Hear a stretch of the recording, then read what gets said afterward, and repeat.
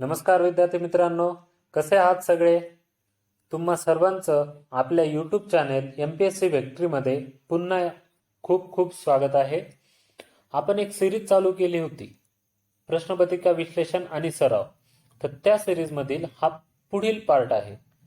म्हणजे पाहायला गेलं तर घटनेची वैशिष्ट्ये पार्ट 3. म्हणजे या सिरीज मधलं हे तिसरं लेक्चर आहे. मागच्या 2 लेक्चरमध्ये आपण बरेचसे क्वेश्चन सॉल्व्ह केले आहेत आणि त्याच्या बऱ्याचशा ट्रिकही पाहिल्या आहेत. इलिमिनेशन सिस्टीम पण वापरलेली आहे आणि ते जे काही क्वेश्चन्स आहेत ते कसे इझिली सॉल्व्ह करायचे हे पाहिले आहे. म्हणून तुम्ही जर ते लेक्चर मिस केलं असेल तर नक्की जाऊन पहा. तुम्हाला त्या लेक्चरचा फायदा इकडे नक्की होईल. तर तुम्ही इथे माझ्याबद्दल वाचू शकता. आज आपण काय शिकणार आहोत की जुन्या प्रश्नपत्रिकेचं विश्लेषण कसं करायचं. या आधीचे आपले 2 पाठ होते घटनेचे वैशिष्ट्याचे. ते तुम्ही नसतील पाहिले तर नक्की जा आणि पहा. म्हणजे तुम्हाला हे लेक्चर पाहताना त्याचा फायदा खूप जास्त प्रमाणात होईल. सेकंड, आपण हे सॉल्व्ह करत असताना इलिमिनेशन सिस्टीमचा वापर कसा करायचा हे शिकणार आहोत. म्हणजे जरी तुम्हाला प्रश्नाचे उत्तर येत नसतील तरी तुम्ही बरोबर उत्तरांकडे कसे जातात आणि तुमचा +1 किंवा +2 मार्क्स कसे करतात, जेणेकरून तुम्हाला ही परीक्षा क्रॅक करायला एकदम सोपं जाईल. ओके. आणि last but not list, summary and revision. आपले जे काही लेक्चर आहे त्याच्या एंडला आपण समरी देतो आणि पुन्हा एकदा त्याचे रिव्हिजन करतो. म्हणजे तुम्ही जर माझे लेक्चर पाहिले तर तुमचा साधारणतः 3 वेळा क्वेश्चनची रिव्हिजन होऊन जाते. ओके. म्हणून हे लेक्चर शेवटपर्यंत पहा, याचा तुम्हाला नक्की फायदा होईल. तर आपण लेक्चर चालू करूयात.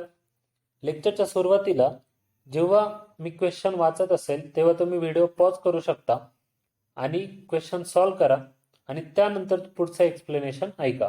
म्हणजे याचा तुम्हाला फायदा होईल की तुम्हाला कळेल आपल्याला किती गोष्टी येत आहेत आणि कुठे आपल्या गोष्टी चुकत आहेत. बरोबर. आणि त्यानंतर हे कळेल की तुम्हाला हे क्वेश्चन कशा पद्धतीने सॉल्व्ह करायचे. बरोबर. चला सुरू करूयात. तर राज्यसेवा मुख्य 2014ला प्रश्न होता, यादी क्रमांक 1 आणि यादी क्रमांक 2 यांच्या जोड्या लावा. ओके. तर काय दिलं होतं यात? यादी क्रमांक 1 मध्ये भारतीय संघराज्याचे वर्णन आणि दुसरं कोणते विद्वान आहेत त्यांनी त्याबद्दल बोललेलं आहे. तर एक लक्षात ठेवा, ही सुरुवात करायच्या आधी मागच्या लेक्चरमध्ये आपण संघराज्य म्हणजेच फेडरेशन याबद्दल बोललो होतो आणि त्याची वैशिष्ट्येही पाहिली होती. कोणती वैशिष्ट्ये होती ती? तर 2 गव्हर्नमेंट असतात त्यात. ओके. एक स्टेट गव्हर्नमेंट आणि एक सेंट्रल गव्हर्नमेंट. परत यामध्ये डिव्हिजन ऑफ पॉवर असते. डिव्हिजन ऑफ पॉवर म्हणजे काय? जे हक्क आहेत त्यांची हक्क किंवा अधिकार यांची विभागणी कोणामध्ये होते? स्टेट आणि सेंटरमध्ये. बरोबर. परत इथे सुप्रीमसी असते. कोणाची? कॉन्स्टिट्यूशनची. म्हणजे जे काही कॉन्स्टिट्यूशन आहे किंवा संविधान आहे ते सर्वोच्च आहे, त्याच्यावरती कोणीच नाही. अजून काय आपण त्याचे फीचर्स पाहिले होते की इथं इंडिपेंडेंट ज्युडिशरी असते. बरोबर. इंडिपेंडेंट ज्युडिशरी म्हणजे काय? की जे काही न्यायालय आहे त्याला स्वतंत्रता असते आणि हे एक्झिक्युटिव्ह पासून सेपरेट असतं. आपण पाहिलं होतं की आपला जो आर्टिकल 50 आहे डायरेक्टिव्ह प्रिन्सिपलचा, त्यामध्ये काय होतं की आपण एक्झिक्युटिव्हला ज्युडिशरी म्हणजे न्यायालयाला कार्यकारी मंडळापासून सेपरेट करण्याची प्रोव्हिजन आहे. बरोबर. आणि आपलं जे काही कॉन्स्टिट्यूशन आहे ते रिटन आहे आणि रिजिड आहे. बरोबर. हे काही फीचर्स आपण संघराज्याचे पाहिले होते. बरोबर. राहिले लक्षात? आणि ज्यांनी मागचं लेक्चर पाहिले नसेल त्यांनी ते जाऊन पहा, कारण हे फीचर तिथं एकदम मी डिटेलमध्ये केलेत आणि ज्यांनी लेक्चर पाहिलं असेल त्यांना आता ते आठवतही असतील, कारण आपण ते साधारणतः 3 ते 4 वेळा तिथे रिवाइज केलेले. ओके. तर पहा, एकात्मतेकडे कल असलेले संघराज्याचे स्वरूप. तर आता असं कोण बोललं होतं की एकात्मतेकडे कल असलेलं संघराज्याचं स्वरूप आहे? तर आता हे बऱ्याच जणांना माहिती नसतं की हे कोण बोललंय. त्यामुळे तुम्ही आत्ता मी जे सांगतोय त्याकडे लक्ष द्या, म्हणजे तुमच्या ह्या कायम मेमरीमध्ये राहून जातील. तर आता जे काही एकात्मतेकडे कल असलेले संघराज्याचे स्वरूप, हे कोणी बोललं होतं? तर प्राध्यापक D.N. बॅनर्जी. ओके. तर आता जर तुमच्या हे लक्षात ठेवायची मी तुम्हाला सोपी ट्रिक सांगतो की रिसेंटली बंगालचे इलेक्शन झाले, तर तिथे आदरणीय ममता बॅनर्जी होत्या. तर त्या सेंटरला क्रिटिसाइज करताना काय म्हणायच्या की हे जे संघराज्य आहे ते केंद्राकडे जास्त झुकलेलं आहे. बरोबर. म्हणजे तुमच्या लक्षात राहिलं की केंद्राकडे झुकणारं कोण बोललेलं आहे? बॅनर्जी बोललेले आहेत. ओके. त्यानंतर पुढे पहा, अर्धसंघराज्य. अर्धसंघराज्य, तर हे कोण बोललं होतं? तर C.H. अलेक्झांड्रोविच हे बोलले होते. आता तुम्ही म्हणताल की अलेक्झांड्रोविच हे कसं लक्षात ठेवायचं? तर आपल्याला अलेक्झांडर माहित होता. बरोबर. अलेक्झांडर किंवा त्याला आपण काय म्हणतो, सिकंदर. तर त्याला काय करायचं होतं? जग काबीज करायचं होतं. पण ते झालं का? नाही झालं. ते फक्त त्यांनी काय केलं? अर्धच जग काबीज केलं. म्हणून काय, अलेक्झांडर किंवा अलेक्झांड्रोविच असं आलं तर तुम्ही लक्षात ठेवा की अर्ध आहे. ओके. म्हणून हे आता तुमच्या लक्षात राहिलं असेल. त्यानंतर पहा, कमालीचे संघराज्य. ओके. कमालीचे संघराज्य असं कोण बोलले होते? ॲपल बी पॉल एच. ओके. तर आता तुम्ही म्हणताल की हे पण कसं लक्षात ठेवायचं? तर ह्याची ट्रिक पहा की कमाल आपण काय म्हणतो, एखाद्याकडे जर आयफोन असेल, ॲपलचा आयफोन आहे हे आपल्याला माहिती आहे, तर जो ॲपलचा आयफोन असेल तर आपण काय म्हणतो, यार कमाल आहे त्याची. म्हणून काय की कमालीचं कोण बोललं होतं? की ॲपल बोलले होते. ओके. ॲपल बी पॉल एच. नंतर पहा, केंद्रीकरण झालेले संघराज्य. आता हे कोण बोललं होतं? K.V. राव. राव काय म्हटले होते? हे केंद्रीकरण झालेलं आहे. मग आता ह्या ज्या काही ट्रिक्स आहेत त्याने तुमचे हे गोष्टी पाठ होऊन गेल्या असतील. ह्या ट्रिक लक्षात ठेवा, म्हणजे तुमचं येणाऱ्या परीक्षांमध्ये चुका टळतील. तर यावरून आपल्याला कळलं की ऑप्शन कोणता बरोबर आहे? ऑप्शन पहिला. पुढे जाऊयात. फॉरेस्ट मुख्य 2014ला हा प्रश्न होता. पहा, प्रश्न पुन्हा रिपीट झालेला आहे इथे. भारतीय संघराज्याची वर्णने आणि वर्णनकर्ते विद्वान यांची जुळणी करा. बरोबर. आपण मागचा प्रश्न हाच पाहिला होता. राज्यसेवेची जी मुख्य परीक्षा आहे तिथे विचारला होता, आणि हाच प्रश्न कुठे विचारलाय? फॉरेस्टच्या मुख्यमध्ये. म्हणजे ज्यांनी फॉरेस्टच्या मुख्यला हा प्रश्न सोडवला त्यांचा राज्यसेवेच्या मुख्यमध्ये नक्कीच स्कोर आला असेल. बरोबर. तर पहा, पहिलं काय, सहकारी संघराज्य असं कोण म्हटलं होतं? मी तुम्हाला सांगितलं होतं सहकार म्हणजे काय असतं? कोऑपरेटिव्ह. बरोबर. हे आपण मागच्या लेक्चरमध्ये डिस्कस केलं होतं की कोऑपरेटिव्ह. तर कोऑपरेटिव्ह म्हणजे काय असतं? कोऑपरेटिव्ह मुवमेंट ही ग्रेनच्या रिलेटेड आहे. ओके. ग्रेन. म्हणून आपण यावरून लक्षात काय ठेवलं होतं? Granville Austin. बरोबर. मागचं लेक्चर जर तुम्ही पाहिलं नसेल तर प्लीज ते जाऊन पहा. तेव्हा तुमच्या ह्या ट्रिक्स अजून जास्त प्रमाणात लक्षात येतील आणि तुमचे हे मार्क तुम्ही स्कोर करू शकता. ओके. तर हे पहा, सहकारी संघराज्य कोण बोलले होते? Granville Austin. आलं बरोबर. त्यानंतर पुढचा काय की सौदेबाजीचे संघराज्य. तर हे कोण बोलले होते? W.H. मासिर जोन्स.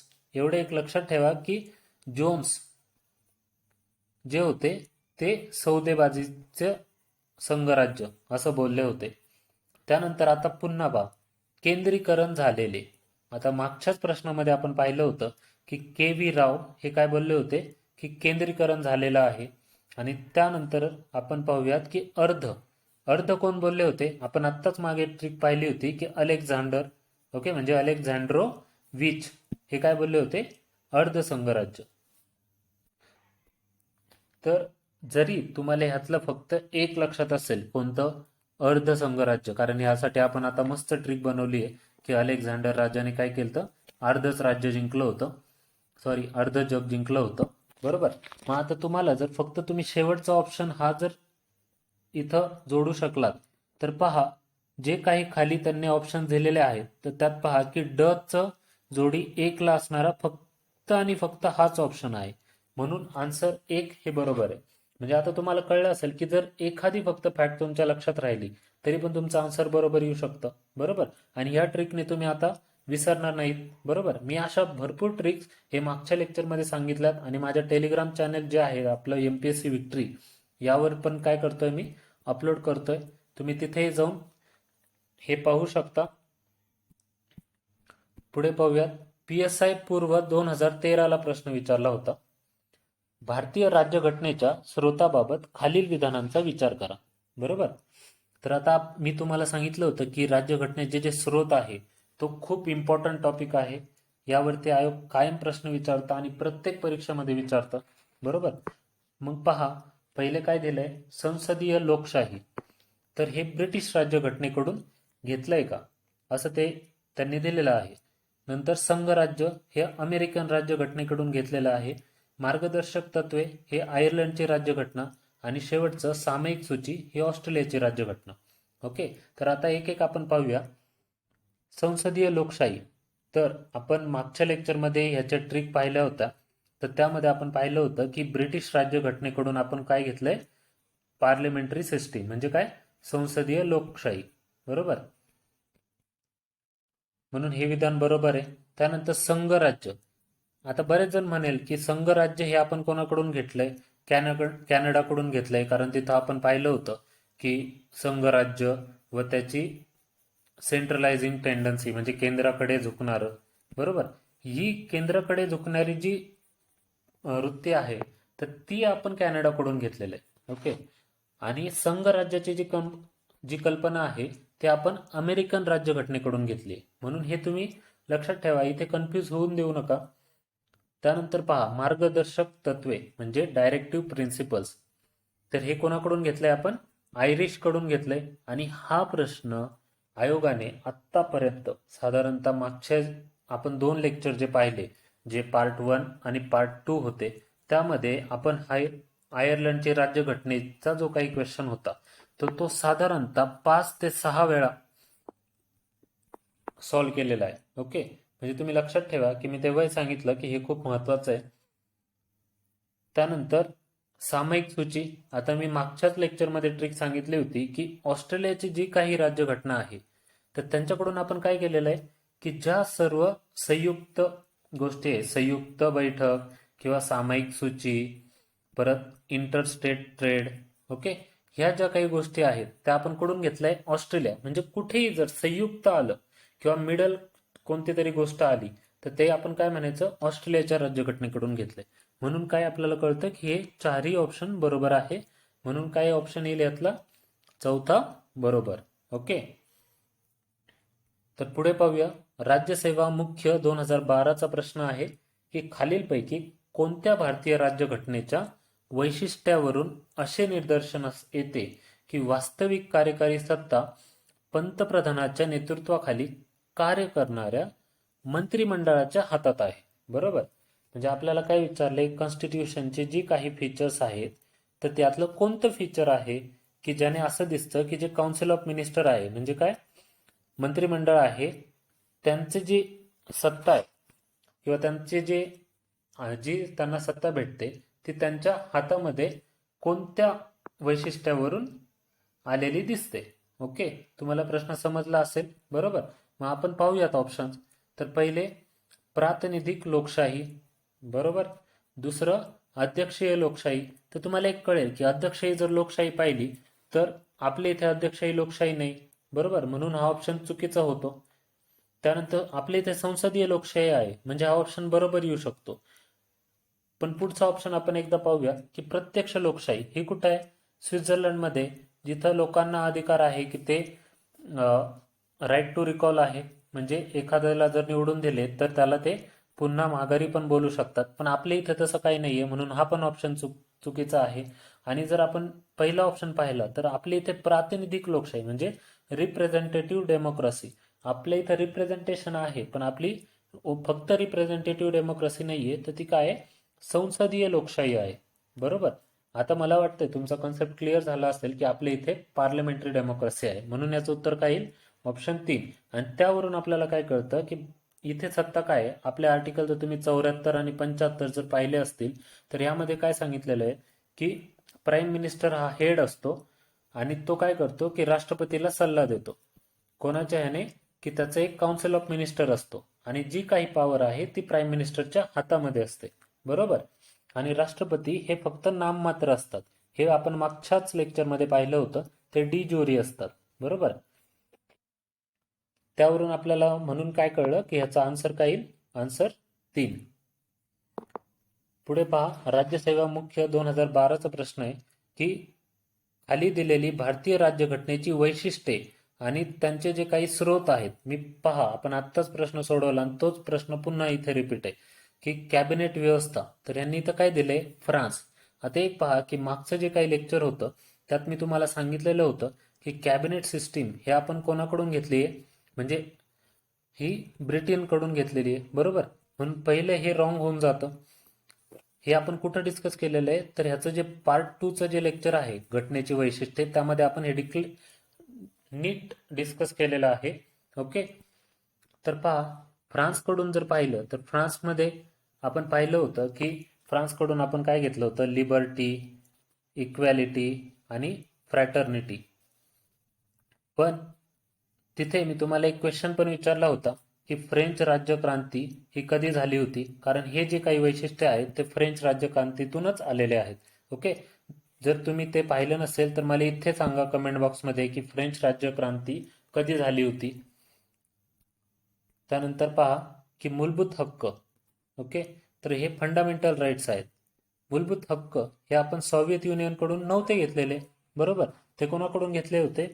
तर ते USA कडून घेतलेले आहेत, म्हणजे अमेरिकेकडून घेतलेले आहेत. त्यानंतर उर्वरित अधिकार हे कोणाकडून घेतलेत आपण? रेसिड्युअल.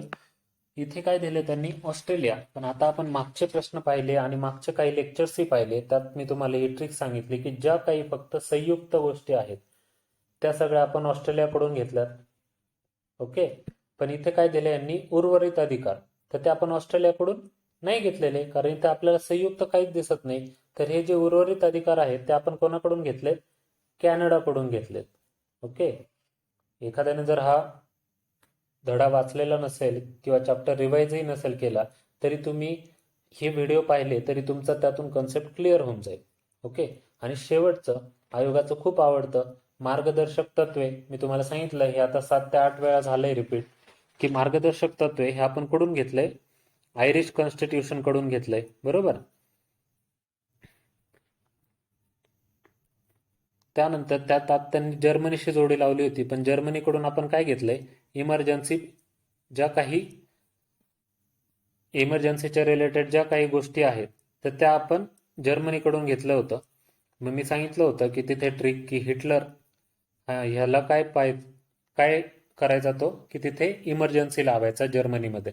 म्हणून जर्मनीकडून आपण काय घेतलंय की ज्या काही इमर्जन्सीच्या रिलेटेड थोड्याशा गोष्टी आहेत त्या. म्हणून यावरून काय कळतं आपल्याला की हे सगळेच ऑप्शन काय होते? चूक होते. म्हणून याचा आन्सर 3 आहे. बरोबर?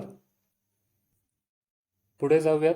तर PSI मुख्य 2012चा प्रश्न आहे की खालील विधाने विचारात घ्या. ऑप्शन ए, भारतीय संविधानाने ब्रिटिश संसदीय प्रारूपाचे अनुकरण केले आहे. आपण मगाशीच पाहिलंय की आपलं जे संविधान आहे ते आपण ब्रिटिश कॉन्स्टिट्यूशन कडून घेतलेलं आहे. म्हणजे यातलं जे काही संसदीय प्रारूप आहे त्याचं मॉडेल. ओके. भारतात संविधान सर्वश्रेष्ठ आहे, संसद नव्हे. तर मागच्या लेक्चरमध्ये आपण डिस्कस केलं होतं की इंडियामध्ये पार्लिमेंट ही काय? सर्वोच्च नाहीये. जसे ब्रिटनमध्ये काय? ही पार्लमेंट ही सर्वोच्च आहे. म्हणजे इथं काय केलं आयोगाने? हे उलट फिरवून दिलेलं आहे. बरोबर? म्हणून काय की हे लक्षात ठेवा की हे विधान चुकीचं आहे. आणि मागच्या लेक्चरमध्ये आपण जसं डिस्कस केलं होतं त्या पद्धतीत पहा की ब्रिटनमध्ये जी काही संसद आहे ती सर्वोच्च आहे, म्हणजे तिला अमर्याद अधिकार आहेत. बरोबर? मग पुढे पाहूयात की भारतातील न्यायालयांना संसदेने पारित केलेल्या कायद्याची संविधानिकता तपासण्याची सत्ता प्राप्त नाही. ओके, तर हे काय विधान चुकीचं आहे. आपल्याला माहिती आहे की भारतामध्ये ज्युडिशियल रिव्ह्यू आहे. मग ज्युडिशियल रिव्ह्यू हा कोणत्या आर्टिकल्सनुसार आहे ते तुम्ही मला कमेंट बॉक्समध्ये सांगा. कारण ज्युडिशियल रिव्ह्यू वरती पण आयोगाने बऱ्याचदा प्रश्न विचारलेले आहेत. तर भारतीय न्यायालयांना काय हा अधिकार आहे की त्यांनी पुनर्विलोकन करू शकतात. आणि त्यासाठीच मी मग जसं डिस्कस केलं आपण आर्टिकल 50 ते काय सांगतं की ज्युडिशियरी आणि एक्झिक्युटिव्ह म्हणजे कार्यकारी मंडळ आणि न्यायालयीन मंडळ हे दोघं काय यांच्यात सेपरेशन पाहिजे. ते इंडिपेंडेंट राहिले पाहिजे. म्हणजे ते एकमेकावरती काय करू शकतात, वचक ठेवू शकतात आणि एक बॅलन्स मेंटेन करू शकतात. बरोबर, म्हणून याचा आन्सर काय येईल? आन्सर 1 बरोबर आहे. तर पुढे पाहूयात. PSI मुख्य 2012चा हा प्रश्न आहे की संसदेच्या दोन्ही सभागृहांची संयुक्त बैठक हे तत्व डॅश डॅश राज्यघटनेवरून स्वीकारले गेले. तर एक पहा, आपण आतापर्यंत 4 ते 5 वेळा मागचे जे काही 4 ते 5 प्रश्न आपण सॉल्व्ह केले त्यात आपण संयुक्त बैठकीबद्दलच बोललो आहे की कोणता देश आहे तो? ऑस्ट्रेलिया. जिथं आपण सगळ्या ज्या काही सामायिक गोष्टी त्या फक्त आपण ऑस्ट्रेलियाकडूनच घेतल्या. बरोबर, म्हणून याचा आन्सर काय येईल आता? ऑस्ट्रेलिया येईल. आणि मला खात्री आहे की आता तुमचं हे कधीच चुकणार नाही, कारण आतापर्यंत मी 7 ते 8 वेळा ही गोष्ट तुम्हाला सांगितली आहे आणि तुमच्याकडून रिवाइज करून घेतली आहे. बरोबर, पुढे जाऊयात की PSI मुख्य 2012चा हा प्रश्न आहे की खालीलपैकी कोणती राज्यघटनेची मूलभूत वैशिष्ट्ये समजता येतील? पहा, पुन्हा काय विचारले? मूलभूत वैशिष्ट्ये. तर पहा इथे काय राज्यघटनेचे सर्वश्रेष्ठत्व म्हणजे राज्यघटना ही सुप्रीम आहे. राज्यघटना म्हणजे आपलं जे काही कॉन्स्टिट्यूशन आहे ते सर्वात वरती आहे, त्याच्यावरती कोणी नाही. बरोबर, म्हणून ते व्हायलेट पण करता येत नाही. जर तुम्ही काही बाकीच्या देशांचं एक्झाम्पल पाहिलं, जसे आपले शेजारी पाकिस्तान. ओके, तर पाकिस्तानमध्ये काय आहे, तर इथे धर्म, त्यांचा जो धर्म आहे तो सर्वश्रेष्ठ आहे आणि त्याखाली राज्यघटना आहे. बरोबर, पण आपल्या इथे तसं काहीच नाही. आपल्या इथे काय आहे की राज्यघटना ही सुप्रीम आहे. बरोबर, पुढे न्यायालयीन पुनर्विलोकन. तर न्यायालयीन पुनर्विलोकन आहे का? तर आहे. आपण आत्ताच पाहिलं होतं की ज्युडिशियल रिव्ह्यू हा एक मूलभूत वैशिष्ट्याचा भाग आहे. त्यानंतर कल्याणकारी राज्य म्हणजे वेलफेअर स्टेट. बरोबर, तर हा जो वेलफेअर स्टेटचा कन्सेप्ट आहे तो 1935चा जो ऍक्ट होता त्याने हा वेलफेअर स्टेटचा कन्सेप्ट मांडलेला होता आणि तोच आपण तसा पुढे कॅरी फॉरवर्ड केलेला आहे. तर पुढे पहा, घटना दुरुस्ती बाबतचे संसदेचे मर्यादित अधिकार. आता मागच्या क्वेश्चन मध्ये आपण डिस्कस केलं की संसद ही काय सुप्रीम नाहीये किंवा सॉव्हरीन नाहीये. तर तिला जे काही अधिकार आहेत ते मर्यादित आहे आणि त्यावरती कोण मर्यादा आणतं? जे काही आपलं न्यायमंडळ आहे किंवा न्यायालय आहेत हे काय करतात, त्याच्या अधिकारावरती मर्यादा आणतात. बरोबर, तसं ब्रिटनमध्ये आहे का? नाही. ब्रिटनमध्ये काय आहे की जे काही संसद आहे ती हायेस्ट ऑथॉरिटी किंवा ती सुप्रीम आहे. बरोबर, म्हणून हे सगळे विधान काय येतात? बरोबर आहेत. म्हणून ऑप्शन 4 बरोबर आला. ओके, पुढे पहा, टेक्निकल असिस्टंट गट क 2016चा हा प्रश्न आहे. तर यात काय की प्रश्न असा विचारलाय, भारताच्या सर्वोच्च न्यायालयाला प्राप्त झालेल्या न्यायिक पुनर्विलोकन अधिकार म्हणजे काय ज्युडिशियल रिव्ह्यू कोणत्या देशाच्या संविधानाच्या आधारावर घेतला आहे? म्हणजे काय विचारलंय आपल्याला की जो काही न्यायालयीन पुनर्विलोकन आहे ते आपण कोणत्या देशाच्या संविधानाकडून घेतलेलं आहे? आपण हे मागच्या 3 ते 4 प्रश्नात पाहिलंय की ज्युडिशियल रिव्ह्यू आपण कुठून घेतलंय? USA कडून घेतलेला आहे. बरोबर, म्हणून हे लक्षात ठेवा. जर आपण बाकीचे ऑप्शन पाहिले तर इंग्लंडमधून आपण काय घेतलंय? कॅबिनेट सिस्टीम, संसद प्रणाली वगैरे. त्यानंतर कॅनडा जर पाहिलं तर फेडरेशन विथ स्ट्रॉंग सेंटर आहे इथे, ही गोष्ट.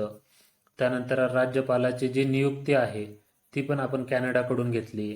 अजून जे काही रेसिड्युअल म्हणजे उर्वरित अधिकार आहेत. ओके, तर हे पण कोणाकडून घेतलेत? कॅनडाकडून घेतलेत. फ्रान्सकडून जर पाहिलं तर आपण पाहिले 3 महत्वाचे: लिबर्टी, इक्वॅलिटी आणि फ्रॅटर्निटी. बरोबर, या गोष्टी आपण कडून घेतल्यात? फ्रान्सकडून घेतलेल्या आहेत. म्हणून ह्याचं उत्तर काय येईल की हे अमेरिका. बरोबर.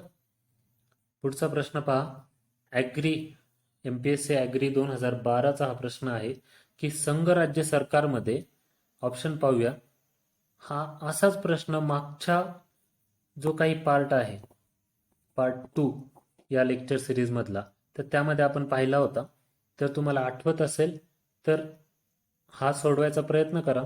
तुम्हाला तो इझिली सोडवता येईल, कारण मी तिथे तुम्हाला लॉजिकही सांगितलं होतं की अशा क्वेश्चन आले की ते कसं सॉल्व्ह करायचं. ओके, तर पहा काय विचारलंय. ऑप्शन 1, सर्व अधिकार केंद्र सरकारला आहे. आता इथे लॉजिक आहे की संघ राज्य आहे, मग इथे सगळे अधिकार केंद्र सरकारला कसे असतील? हे विधान चुकीचं आहे. राज्य व केंद्रामध्ये अधिकार विभाजित आहे. बरोबर, आपण पाहिलं होतं की संघ राज्याचे जे वैशिष्ट्य आहे त्यात आपण पहिल्याच क्वेश्चन मध्ये पाहिलं होतं की 2 गव्हर्नमेंट असतात आणि त्यांच्यामध्ये जे अधिकार असतात ते विभाजित केलेले असतात. कसे? राज्यांचे आणि दुसरे सेंटरचे. ओके, मग हे विधान बरोबर आहे. तरी आपण तिसरं पाहूयात की सर्व अधिकार राज्याला असतात. हे तर चुकीचं आहे, कारण हे 2 स्टेटमेंट एकमेकाला कॉन्ट्राडिक्टरी आहेत. मी सांगितलं होतं की जे विधान एकमेकाला कॉन्ट्राडिक्टरी असतील त्यांना पहिले इलिमिनेट करायचे, म्हणजे आपण बरोबर उत्तराकडे इझिली जाऊ शकतो. चौथा ऑप्शन पहा. राज्याला अधिकार असतात मात्र केंद्र सरकार मार्गदर्शक असते. तर असं काही नाहीये. राज्यांना अधिकार असतात आणि केंद्रालाही अधिकार असतात, आणि बऱ्याचशा बाबतीत केंद्र सरकारकडे जास्त अधिकार आहेत. बरोबर, म्हणून ती काय आहे, ती आपली इथे काय आहे, इंडिपेंडंट आहे. बरोबर, आणि ती काय आहे, एकेरी आहे. एकेरी म्हणजे कशी की इथे हायरार्की आहे. वरती सुप्रीम कोर्ट, त्याखाली हायकोर्ट आणि त्याच्या खाली सबऑर्डिनेट कोर्ट. बरोबर, तर इथे न्यायपालिकेस काय करते? विधिमंडळ नियंत्रित करते. हे विधान काय होतं? तुम्ही सांगा की हे पॉसिबल आहे का? विधिमंडळने जर न्यायपालिकेला नियंत्रित केलं असतं तर ती इंडिपेंडंट राहू शकली असती का? तर नसती. म्हणून हे विधान चुकीचं होऊन जातं. बरोबर, न्यायपालिकेला कोणीही नियंत्रित करत नाही. का? कारण आर्टिकल 50 जे काय आपलं मार्गदर्शक तत्वे आहे त्यामध्ये काय सांगितलं होतं की जे काही न्यायालय आहे त्याला एक्झिक्युटिव्ह म्हणजे जे काही कार्यकारी मंडळ आहे त्यापासून सेपरेट करा. बरोबर, म्हणून हे विधान काय होतं? चुकीचं होत आहे. आणि पुढचं जर आपण विधान पाहिलं की न्यायपालिकेस सरकार नियंत्रित करते, तर हे विधान पूर्णपणे चुकीचं आहे. का? जर तुम्हाला इथे कन्फ्युज जरी झालं तर तुम्ही एक विचार करा की सपोज काही जर केस असेल किंवा सपोज एखादा एन्व्हायरमेंटचा इश्यू असेल, त्यामध्ये जर केंद्र सरकारने प्रोटोकॉल फॉलो केले नाही तर आपण केंद्र सरकारला न्यायालयामध्ये खेचू शकतो. म्हणजे थोडक्यात काय, केंद्र सरकारच्या वरती पण न्यायालय आहे. त्यामुळे काय की हा ऑप्शन चुकीचा येतो. तर हे पहा की national judicial appointment commission NJAC हे एका अमेंडमेंटने आलं होतं. ही कोणती अमेंडमेंट होती ते तुम्ही मला कमेंट बॉक्समध्ये सांगा.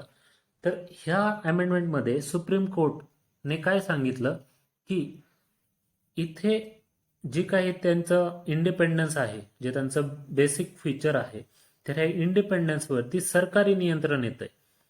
म्हणून हे काय होतंय की आपले जे बेसिक स्ट्रक्चर आहे त्याला तडा जातोय. बेसिक स्ट्रक्चर कोणत्या ह्याच्यामध्ये होतं? तर केशवानंद भारती केस, कधीची? 1973ची जी केस होती त्यामध्ये बेसिक स्ट्रक्चर सांगितलं आहे.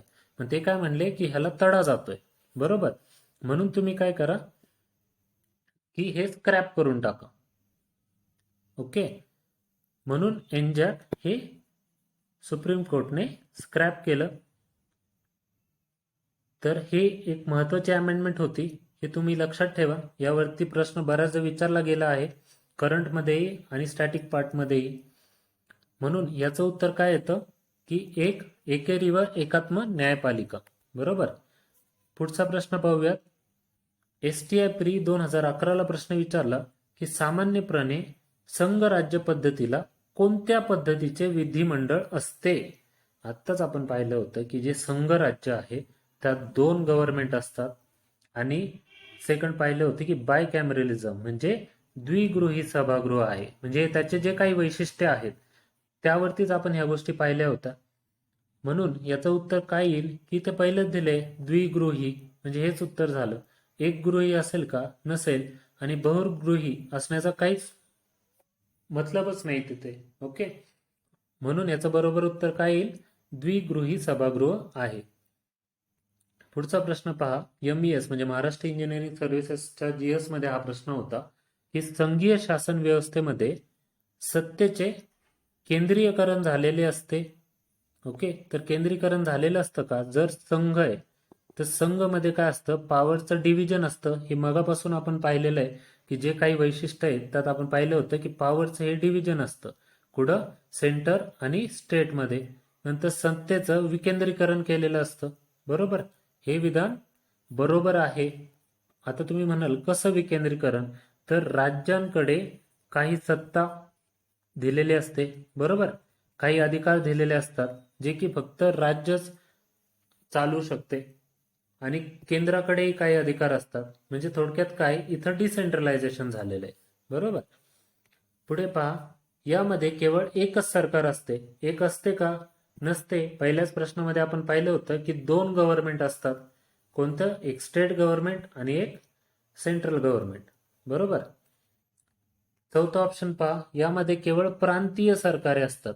जर केवळ प्रांतीय सरकारे असती तर त्यांनी एकमेकांबरोबर युद्धच खेळलं असतं. बरोबर, म्हणून यात फक्त प्रांतीय नाही तर त्यांच्यावरती एक कंट्रोल ठेवण्यासाठी एक सेंटरही असतं, ज्याला आपण केंद्र म्हणतो. म्हणून हे लक्षात ठेवा, हा पण ऑप्शन चुकीचा आहे. म्हणून बरोबर उत्तर याचं काय येतं की सत्तेचं केंद्रीकरण झालेलं नसतं, तर सत्तेचं विकेंद्रीकरण झालेलं, जे काही ऑप्शन 2 आहे हा बरोबर आहे.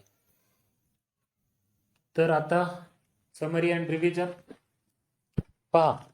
आपण जे काही आता याचा पार्ट 1, 2 आणि 3 पाहिलं त्यावरून आपल्याला काय गोष्टी कळल्या की भारतीय जे काही संघराज्य आहे आणि त्याची जी काही वैशिष्ट्ये आहेत यावरती आयोग दरवेळेस प्रश्न विचारतोय.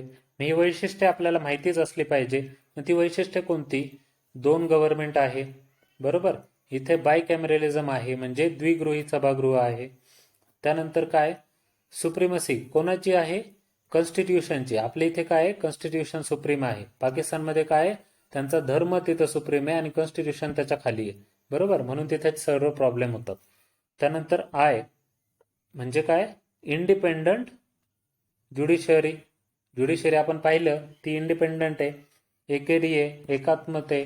ओके, त्यानंतर जे कॉन्स्टिट्यूशन आहे ते कसं आहे? आपलं रिटर्न आहे, म्हणजे बहुतांश पार्ट हा लिहिलेला आहे आणि one of the lengthiest constitution in the world आहे ते. ओके, म्हणजे सगळ्याच गोष्टी लिहिलेल्या आहेत, म्हणजे केंद्रापासून ते राज्यांसाठी सर्वच यामध्ये इन्क्लूड केलेलं आहे. आणि आपण मागच्या लेक्चरमध्ये पाहिलं होतं की ब्रिटनमधली जी राज्यघटना होती ती कशी आहे? अलिखित आहे. बरोबर, तसे आपल्या इथे पूर्णपणे लिखित आहे. त्यानंतर आपलं कॉन्स्टिट्यूशन हे रिजिड आहे. बरोबर, म्हणजे सॉरी, हे रिजिड संघराज्य जी काही प्रणाली आहे त्याचंच एक फीचर आहे. बरोबर, अजून त्यानंतर आपण पाहिले होतं की जे स्रोत आहेत म्हणजे ज्या विविध देश जे आहेत त्यांच्याकडून आपण काय काय कॉन्स्टिट्यूशनचे काही फीचर्स बोरो केले होते, म्हणजे आणले होते. तर हे सगळ्या ज्या गोष्टी आहेत यावर आयोग प्रश्न विचारत राहतं. त्यातले काही आपण पाहूयात की 1935चा ऍक्ट होता की त्या 1935च्या ऍक्टमध्ये काय सांगितलं होतं त्यांनी? ज्युडिशरी घेतली होती, नंतर ऑफिस ऑफ गव्हर्नर घेतलं होतं, इमर्जन्सीच्या प्रोव्हिजन्स घेतल्या होत्या. बरोबर, त्यानंतर ब्रिटनचे जे कॉन्स्टिट्यूशन आहे त्यात आपण संसदीय पद्धती घेतली होती. परत कॅबिनेटची जी सिस्टीम आहे ती घेतली होती. रूल ऑफ लॉ घेतलेला आहे, म्हणजे कोणीही कायद्याच्या वरती नाही किंवा खाली नाही आणि कायद्यानुसारच सर्वांनी चाललं पाहिजे. त्यानंतर पुढे पहा की पुढचं काय पाहिलं होतं आपण? फ्रान्समधून आपण काय घेतलंय?